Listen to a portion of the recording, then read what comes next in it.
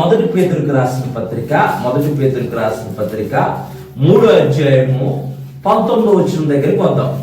3వ అధ్యాయము 19వ వచనం దగ్గరికి వద్దాం. దేవుని దీర్ఘశాంతము ఇంకా కనిపెట్టుచుండినప్పుడు, ఇంకా అంటే దేవుడు దీర్ఘశాంతంగా కనిపెట్టుచున్నాడంట. ఎందుకు కనిపెడుతున్నాడంటే అక్కడ రాయబడి చదువు. పూర్వము నోవాహు దినములలో వాడ సిద్ధపరచబడుచుండగా అవిధేయులైన వారి యొద్దకు అనగా ఎందుకనంటే నోవాహు దినాల్లో ప్రజలు ఏ విధంగా ఉన్నారనంటే ఒక్కసారి మనం ఆదికాండంలోనికి వెళ్తే కనపడుతుంది. అక్కడ మామూలుగా చదువుకుందాం. అది ఆదికాండంలోకి వెళ్ళాము. 6వ అధ్యాయం అనుకుంటా. ఆదికాండము 7వ అధ్యాయం. ఒకసారి 5వ వచనం చదువు. 5వ వచనం. నరుల చెడుతనము ఒకసారి చెప్పున్నాను. అది 6వ అధ్యాయం 5వ వచనం. ఆదికాండము 6వ అధ్యాయం 5వ వచనం. నరుల చెడుతనము భూమి మీద ఎలా ఉందంట? మంచి లేదంట. చెడుతనం గొప్పగా ఉందంట. మంచి లేదు. నేను మొన్న ఒక 2-3 రోజుల క్రితం ఒక న్యూస్ చదివాను. వాళ్ళ ఆయన ఆ రోజున చికెన్ కూర వండమని అన్నాడని చెప్పేసి అని వాళ్ళ ఆవిడ హెడ్ అయ్యి బాత్రూమ్ చంపేసిందంట. ఈరోజు వీక్ ఆఫ్ నాన్ వెజ్ ఏమైనా ఉండమ్మా అని అన్నందుకు హట్ అయిపోయి బాత్రూమ్ అంటే మనిషిని చంపేయడం అంత సులువైపోయిందో చూడండి. అసలు సోషల్ మీడియా చూస్తా ఉందంటే ఎలా చంపుతున్నారంటే కిరాతకంగా చంపుతున్నారు మనుషుల్ని. చాలా కిరాతక అంటే మనుషుల్లో ఏం పెరిగిపోతుంది? క్రూరత్వం పెరిగిపోతుంది.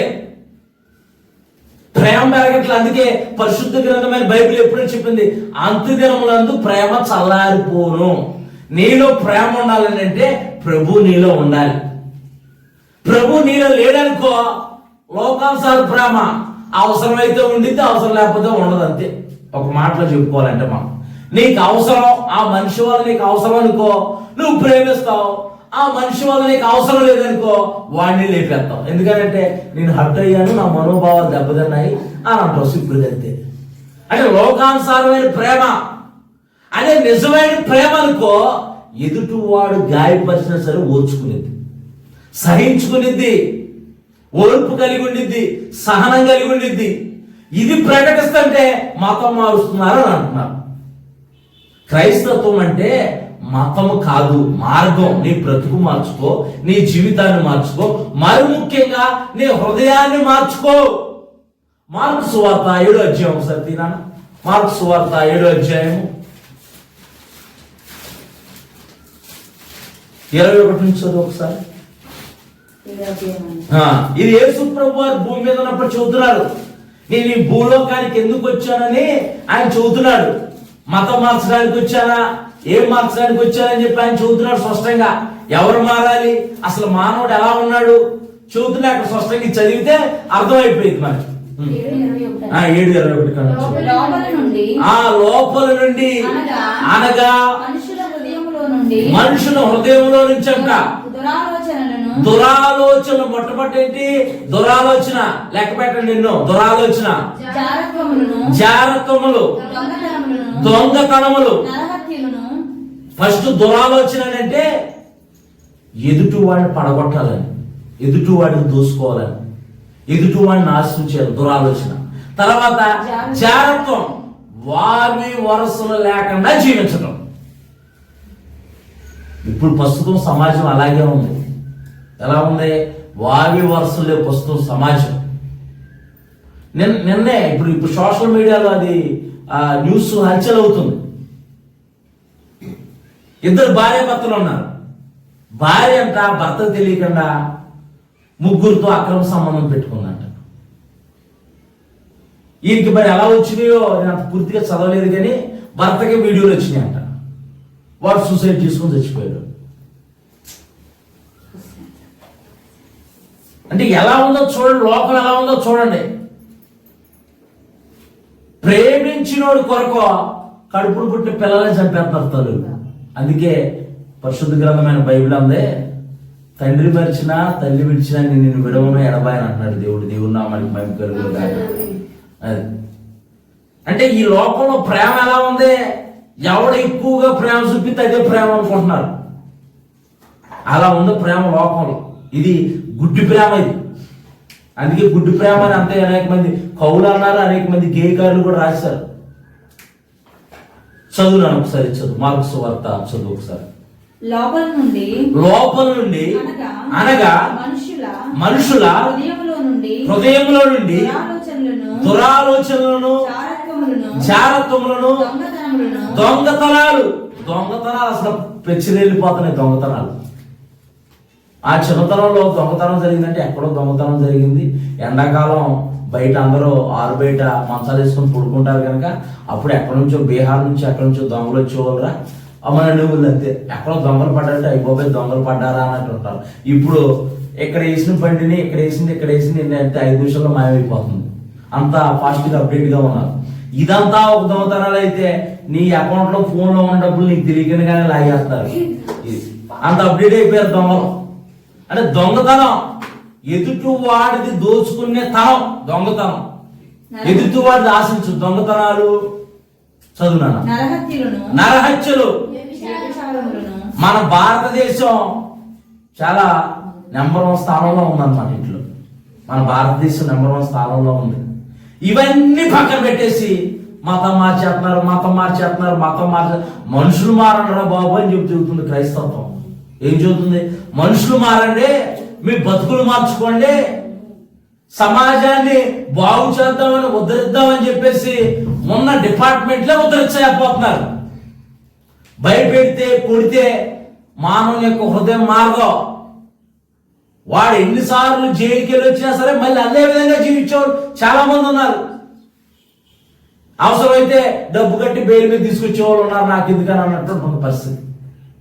కానీ యేసు ప్రభు వారి లోకానికి వచ్చింది మానవుని హృదయం మార్చడానికి.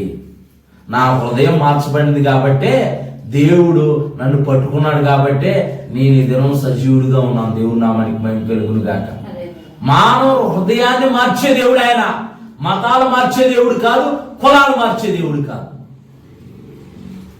ఇప్పుడు మతానికి కులానికి లింక్ చేసి ఇప్పుడు లేనిపోని చర్చ, లేనిపోని రచ్చ లేవనెత్తుతున్నారు. ప్రజలు రాజకీయ నాయకులు ఎన్నుకుందే ప్రజల క్షేమం కలిగి ప్రజల్ని క్షేమంగా చూడటానికి, ప్రజల బాగోగులు చూడటానికి, ప్రజల మీద పెత్తనం చెలాయించడానికి కాదు. ప్రజలు తిరగబడ్డారనుకో ప్రభుత్వాలే కూలిపోతాయి. ప్రజలు తిరగబడినంతసేపే. ప్రజలు తిరగబడ్డారనుకో నాయకులు ఉండడం, ప్రభుత్వాలు ఉండడం, ఏవి ఉండవు, అన్ని కనుమరుగైపోతాయి. ప్రజల ముందు ఏది కూడా నిలబడదాం. వాళ్ళకు ఒక్కసారి కోపం వచ్చిందా, ఒకసారి వాళ్ళకి ఏదైనా బాధ అనిపించిందా, వాళ్ళు తిరుగుబాటు మొదలు పెట్టారా, ఆ తిరుగుబాటు ముందు ఏది ఉండదు. ఎవడో కూడా నిలబడలేడు కూడా. దేవుడు అధికారం ఇచ్చాడంటే అధికారాన్ని దేనికి ఉపయోగించాలి?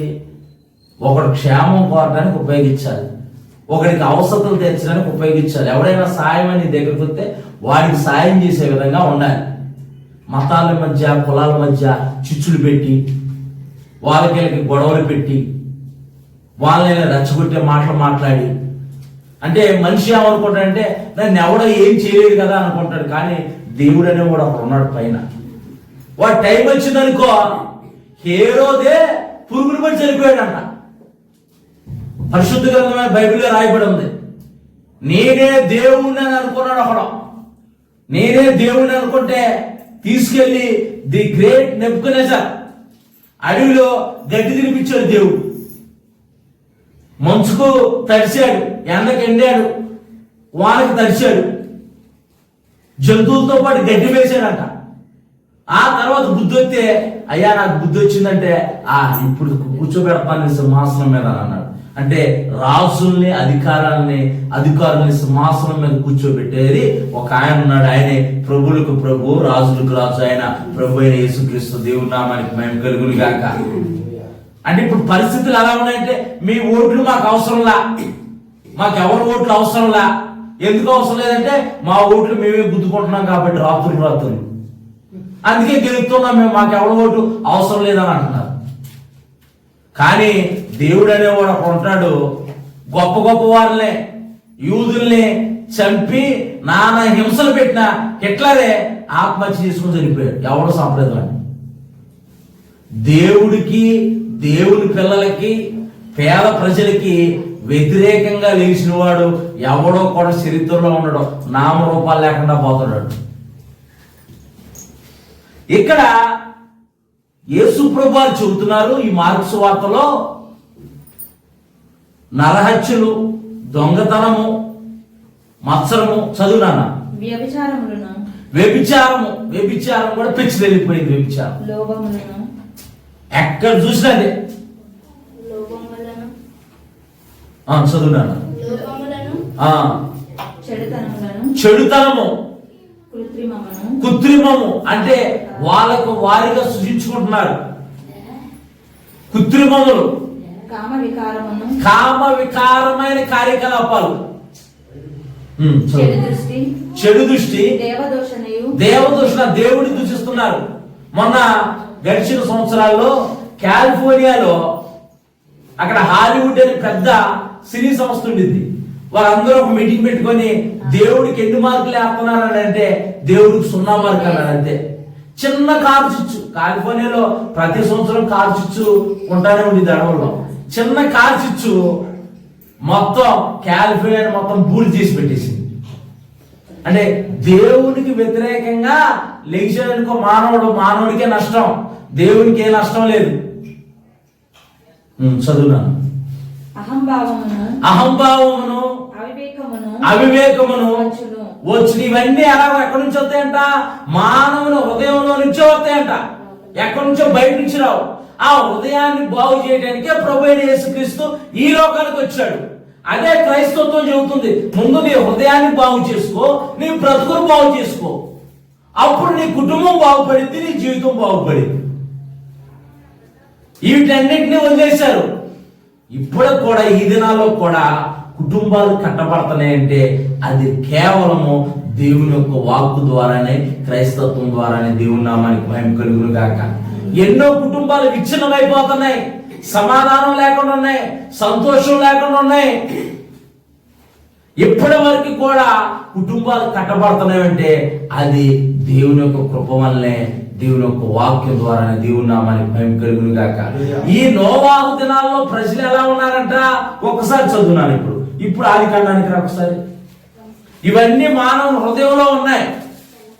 దేవుడు మానవుణ్ణి తన పోలిక చొప్పున, తన స్వరూపమందు నిర్మించుకున్నాడు.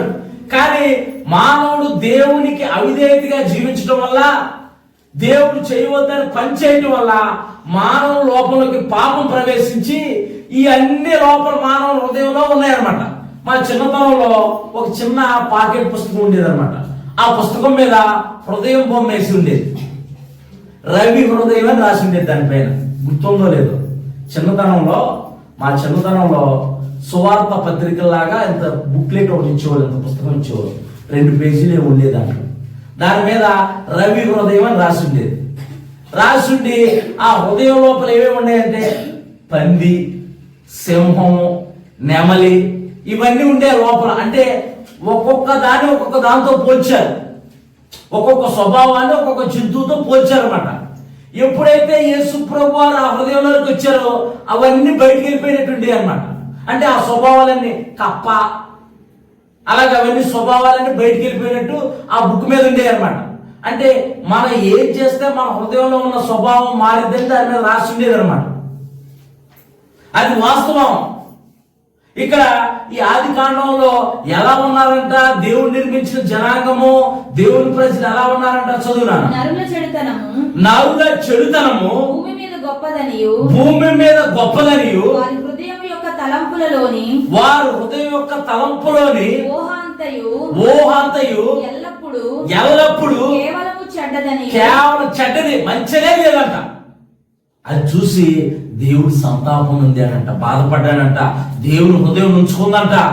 అయ్యో, నేను చేసిన మానవులో వారి ఇష్టానుసారంగా వారు జీవిస్తున్నారు. తప్పిదాలు చేయడానికి, ఒకరినొకరు చంపుకోవడానికి, ఒకరినొకరు నాశనం చేసుకోవడానికి, చెడు కార్యాలు చేయడానికి వారు ముందడుగేస్తున్నారు తప్పితే గాని నాతో సహవాసం చేయడానికి ఎవరో లేరని చెప్పేసి చూస్తా ఉంటుంటే ఒకే ఒక వ్యక్తి, ఒక కుటుంబం కనబడిందంట. అదే నోవాహు కుటుంబం. దేవుని నామానికి మహిమ కలుగును గాక. అందుకే అక్కడ రాయబడి ఉంది, ఒకసారి చదువునానా. నోవాహు తరంలో నోవాహు ఒక్కడే నీతిమంతుడిగా కనపడ్డాడంట. యెహోవా ఈ తరము వారిలో నీవే నా ఎదుట నీతిమంతుడివై ఉండుట చూచి తిని. నోవాహు ఒక్కడే కనపడ్డాడంటే దేవుని దృష్టి నీతిమంతుడు. అంటే భూమి అప్పటి వరకు భూమి మీద ఉన్న జనాంగం అంతా ఎలా ఉన్నారు? మనుషుల యొక్క హృదయం యొక్క ఊహంతా, తలంపులంతా చెడ్డగా ఉన్నాయంట. వారు కూడా పెళ్లి చేసుకుంటూ, పెళ్లికిచ్చుకుంటూ, తిరుగుతూ, తాగుతూ బతుకుతున్నారు. దేవుడు జలప్రలయాన్ని నేను రప్పించబోతున్నాను, సువార్త ప్రకటించడం అంటే దాదాపు 120 సంవత్సరాల సువార్త ప్రకటించిన ఒక్కడు కూడా భయంతో దేవుణ్ణి అంగీకరించలేదంట. అందరూ జల ప్రళయంలో వారు నశించిపోయారు. నోవాహు కుటుంబం ఒక్కటే రక్షింపబడింది. నోవాహు కుటుంబంలో ఉన్న కుమారులు షేము, హాము, యాపేతు ద్వారా మళ్ళీ దేవుడు ఒక నూతన జనాంగాన్ని వృద్ధి చేశాడు. దేవుని నామానికి మహిమ కలుగును గాక.